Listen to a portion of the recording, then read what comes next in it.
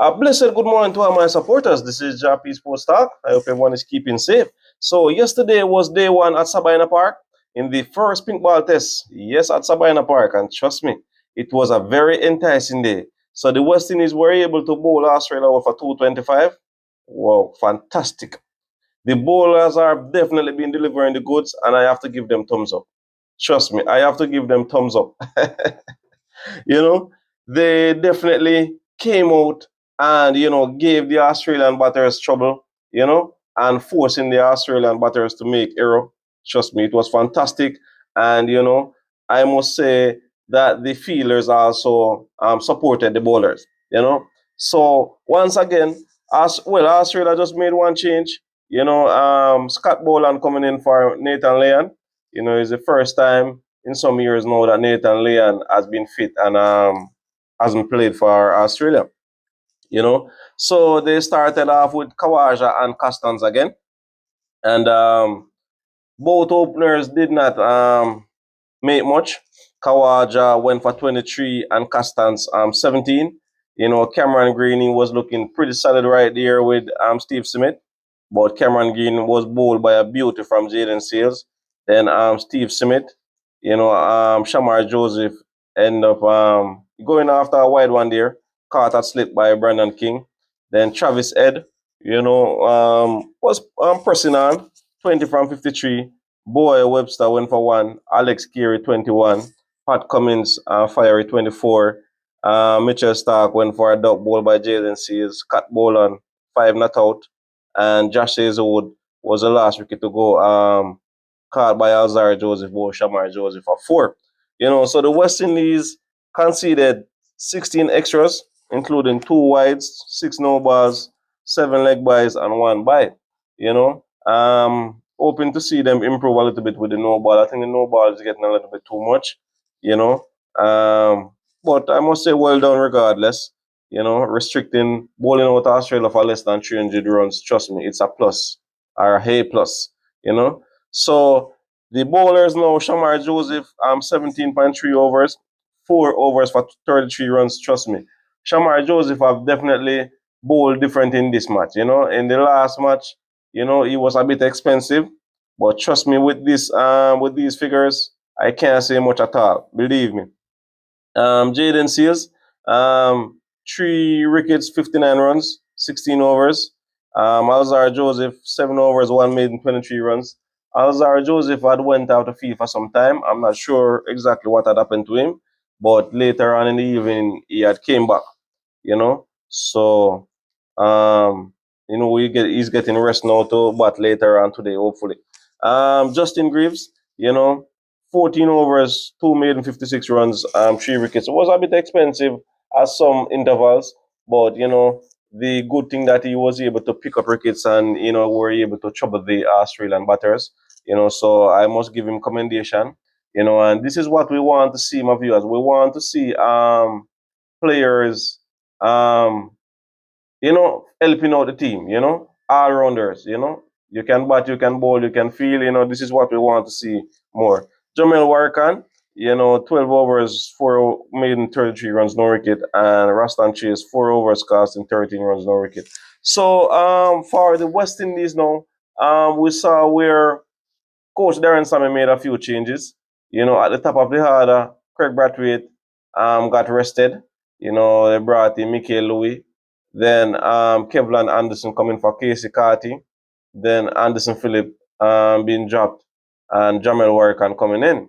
I was a bit surprised of that Jamel Warkan situation coming in for Anderson Phillip, seeing the way our Anderson Phillip bowled well in that last test match, but I don't know if it is just a strategy that Coach Darren Sam is doing, allowing the players to get some form of match. Or I'm not sure what it was, but based on what I'm seeing, Anderson Phillip was fit and ready to go, But we hoping that whatever push Darren Sam to make that changes, we hoping that it all come good in the second innings, So at the close of play, well, I must say before I go there, congratulations to Kevin Anderson on making his test debut.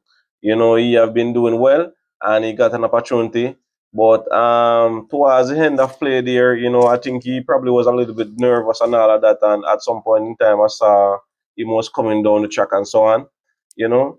But I hope that he come good in the second innings. It's not gonna be easy for him going up against Stark, Cummins, Azod, and Boland, you know. But I'm hoping that he can make a significant contribution in the second innings to help the West Indies win this test match. So at the close of play, the West Indies are 16 for 1. Brandon King there looking solid, 8 from 26, and Rastan Chase there, 3 from 14. So Kevlin Anderson went for 3. There are a few injury concerns. Michael Louis seems to have gotten a injury on his knee, and John Campbell, he got a hit somewhere within his collarbone, somewhere off his chest right there, you know. And yeah, well, I said Azar Joseph is back on the field, so he looks okay, you know. But trust me, there were a few exciting moments. There was a fantastic catch by Shea Hope, Anderson Phillip, pushing himself to take a fantastic catch. So trust me, it was a beautiful day. We could have gotten a wicket very early, but Kevin Henderson put that one down, you know. But as I said, bowling out Australia for less than 250 and less than 300, trust me, it's a plus. So I think it is just up for the West Indies batters now to just go out there and put in the work and try and hit these runs off, and hopefully to give Australia even 100 or a 150 lead. I think that would definitely push Australia on the back foot. We know that they have capable batters that if they get going, it can be very dangerous for the West Indies. The likes of Kawaja, Cameron Green, Steve Smith, Travis Ed, Boy Webster, Alex Carey. If any one of those batters should get going, it can be difficult for the West Indies bowlers. So, it's going to be very interesting for us to try and it that runs off, and hopefully to make a lead of even 100 to 150 if possible. You understand me? If we could bat out the day's play, trust me, I think that would be a plus. But it's going to be very challenging for us to really bat out the day's play. But we're hoping that some of our batters can really come good. A few players are quite short of runs. So hopefully today will be their day. They can get some runs out of their belt and bat the Australians out of the match, and hoping that our bowlers can deliver in the second innings. So trust me, based on what I'm seeing so far, the day and night fixture, trust me, it looks fantastic. And the grass, look, I don't know if it's 100% grass there or it's artificial, but trust me, whatever it is, it looks good. The pitch looks good. The lighting looks good. So I must say, everything looks good. I must give thumbs up to Mr. Bennett, the Jamaica government, everyone who played a role, the Indians, everyone who played a role, with the scoreboard and everything. I must give them thumbs up. Trust me, and we're hoping that the lighting and scoreboard they can last for the 5 days, or 4.5 days, whichever way. Hoping that the test match can really goes to 5 days. The people keeping the people entertained and stuff like that. You know, so we really look forward for day 2. And based on what I was hearing, it is free for the students to come out. So students, they can come out and get to meet their favorite players and get to see their favorite players and just to have a jolly moment. Also, having the prospect of being a future West Indian cricketer. So it's a nice moment. Today's Sunday. So, we're expecting more person to come out later on in the afternoon, and they have a entertainment package. There are a few artists coming in and giving their support and stuff like that. So trust me, I must say, Sabina Park, you have gotten this one. I haven't heard of any reports as yet, but I trust that everything is under control. And trust me, we just want everything to continue to flourish throughout the remainder of the test match. And for everything to finish on a good note, we want a victory. The only time the Australia has lost a pink ball test, it was against the West Indies. So we're hoping that the West Indies can find a way out to strike that lightning twice. That don't happen too often, but based on where I see the match right now, it's a high possibility that the West Indies can strike that lightning twice, you know. So, we going off with Brandon King and Rastan Chase. It's gonna be rough for them this afternoon.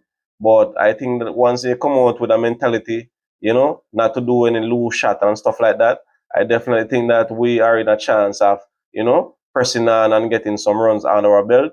And, hopefully by after lunch, you know, not lunch, after tea, hopefully we can press on and hit Australia runs off and try to make a lead. It's going to be very interesting to see how the batters go about things. If they're going to be on a cautious note or they're just going to go for their shots. So we anticipate to see how things goes on day two. So my viewers and my subscribers, if there is any question, you can always drop it in the comment section. And if you're not able to watch it, you can download ESPN Cricket Info. It gives you up-to-date scores. I think the West Indies YouTube channel was doing the radio coverage. I didn't get to go in there, but I think it's available. All right.